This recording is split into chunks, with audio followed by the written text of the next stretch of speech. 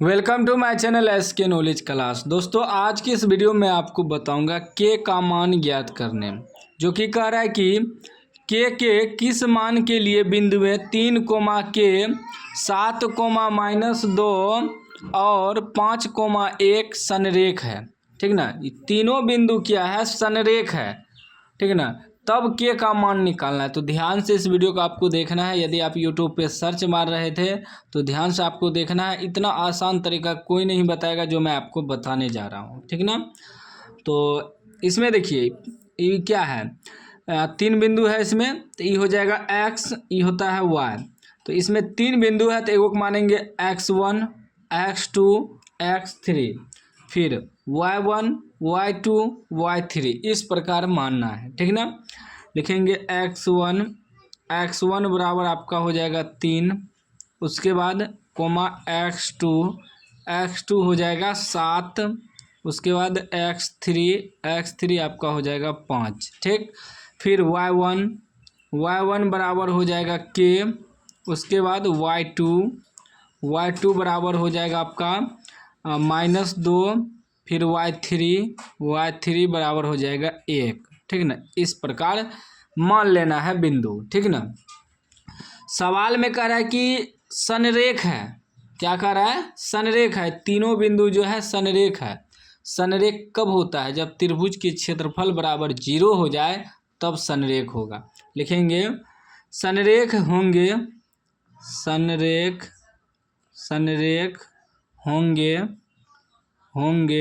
यदि त्रिभुज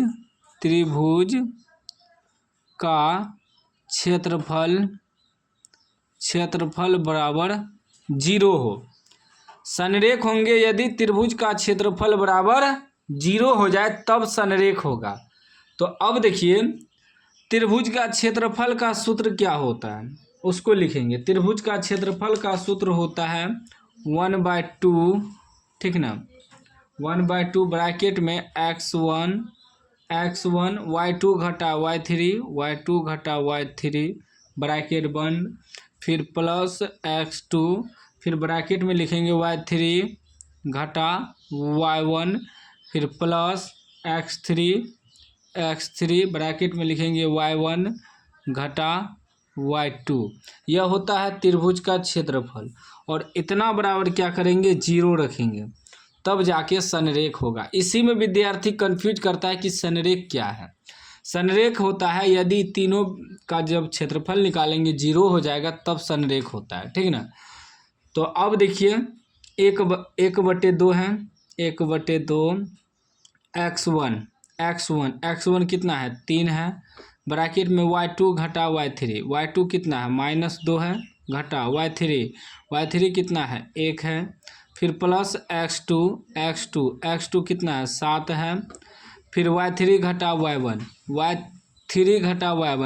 कितना है, 1 घटा y1 कितना है, k है। ठीक, ब्रैकेट बंद, प्लस x3 है 5, उसके बाद y1 घटा y1 कितना है, k है, घटा y2 कितना है, -2 है। ई माइनस मिला के +2 हो जाएगा। ठीक, इतना बराबर 0। अब अच्छे तरीक़ा से इसको सॉल्व करना है, ध्यान से हल करना है। ठीक है ना, हल करिएगा अच्छा से तो आंसर निकलेगा, नहीं तो नहीं निकलेगा।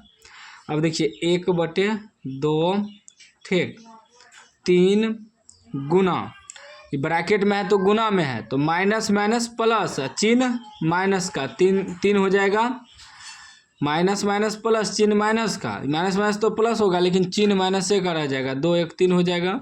फिर प्लस क्या है, 7 गुना